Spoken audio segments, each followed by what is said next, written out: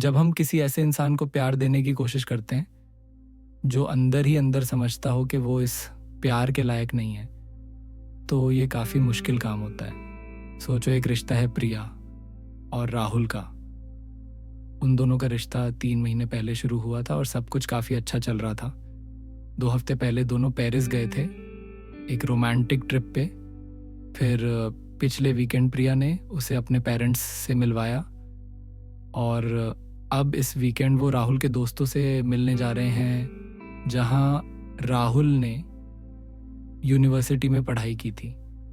सब निशानियां ये बताती हैं कि दोनों एक दूसरे को बहुत पसंद करते हैं और ये रिश्ता और स्ट्रॉन्ग हो सकता है।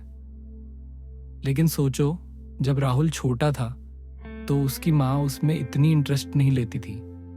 वो ज़्यादा अपनी बड़ी बेटी यानी राहुल की बहन पे तवज्जो देती थी। ये बात पुरानी है, लेकिन राहुल के दिल में ये ज़ख्म आज भी छुपा हुआ है। चाहे आज वो अपनी ज़िंदगी में सक्सेसफुल ही क्यों ना हो, ये दुख उसके अंदर अब भी जिंदा है और ये उसकी लव लाइफ में प्रॉब्लम्स क्रिएट कर सकता है। जब प्रिया उसे दिल से प्यार दिखाती है तभी ये प्रॉब्लम्स स्टार्ट होती हैं। मसला ये नहीं कि राहुल को प्यार नहीं चाहिए, मसला ये है कि उसके लिए प्यार को एक्सेप्ट करना अंदर से बहुत मुश्किल है। छोटे राहुल ने अपने आप को प्रोटेक्ट करने के लिए ये सीख लिया था कि कैसे अकेले रहना है और कैसे इमोशनल कमी को बर्दाश्त करना है। उसने ये मान लिया था कि जो भी इंसान उससे अच्छा बिहेव करेगा वो असली नहीं होगा।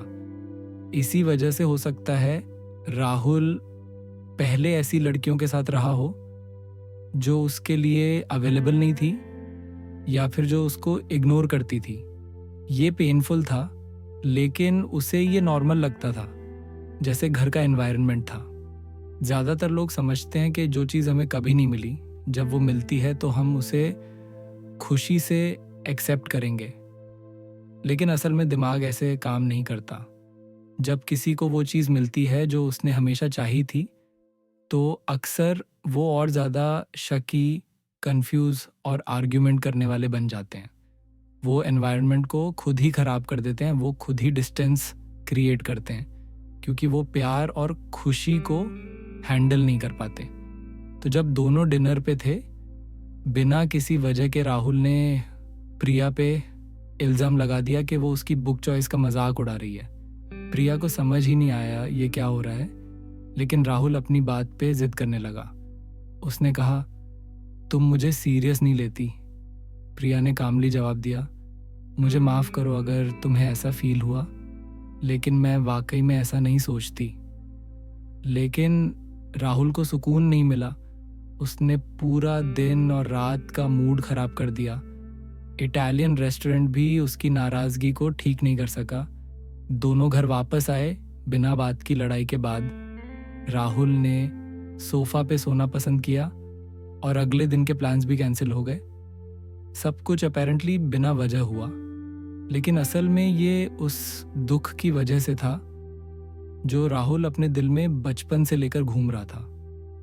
राहुल अपनी हरकतों से ये कह रहा होता है, तुम मुझसे वाकई प्यार नहीं कर सकती। वजह ये नहीं कि प्रिया प्यार नहीं करती, बल्कि इसलिए कि राहुल की माँ ने उसे कभी प्यार नहीं दिया था। ये शक जो किसी एक इंसान ने उसके अंदर पैदा किया था, सालों बाद किसी और पर उतर आता है बिना उस दूसरे इंसान की गलती के। राहुल ये भी कह रहा होता है, ये भी कह रहा होता है, तुम मुझे इतना प्यार नहीं करती जितना मुझे चाहिए, या कम से कम सही तरीके से नहीं करती। ये डिमांड कभी ख़त्म नहीं होती, क्योंकि राहुल को इंसानों से परफेक्शन चाहिए होती है, जो पॉसिबल नहीं है। अगर हम इसे खाने की मिसाल से समझें, तो एक भूखा इंसान जब खाना मिलता है तो वो आसानी से खुश नहीं होता, बल्कि और ज़्यादा आइडियलिस्टिक और डिमांडिंग हो जाता है। उसे सिर्फ परफेक्ट मील चाहिए होती है, क्योंकि उसने ज़िंदगी भर अपने अंदर परफेक्ट मील का ड्रीम पाल रखा होता है, ताकि वो अपनी कमी और भूख को बर्दाश्त कर सके।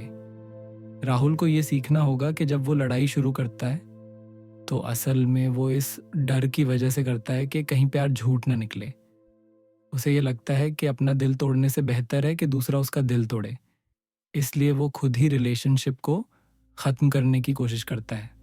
जब तक राहुल और प्रिया ये नहीं समझेंगे कि जो प्यार हम आज करते हैं उसका रास्ता हमेशा हमारे बचपन के प्यार और दुख से गुजरता है, तब तक वो अपना रिश्ता नहीं संभाल सकते। अगर बचपन में प्यार में कोई प्रॉब्लम थी तो आज के प्यार में भी वो प्रॉब्लम्स वापस आएंगी।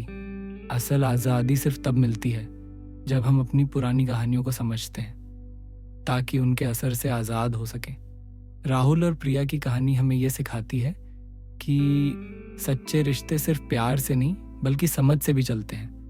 अगर हम अपने पुराने दर्द को पहचाने बिना आगे बढ़ेंगे तो हर अच्छा रिश्ता भी अधूरा लगेगा। असली प्यार तब शुरू होता है जब हम अपने अंदर के डर और शक को पहचान कर उसे बदलने की हिम्मत करते हैं। रिश्तों को संभालने के लिए बस एक बात याद रखनी ज़रूरी है, प्यार को सिर्फ महसूस नहीं समझना भी पड़ता है। और कभी कभी दूसरों से पहले खुद से ये कहना पड़ता है, मैं इस प्यार के लायक हूँ। प्यार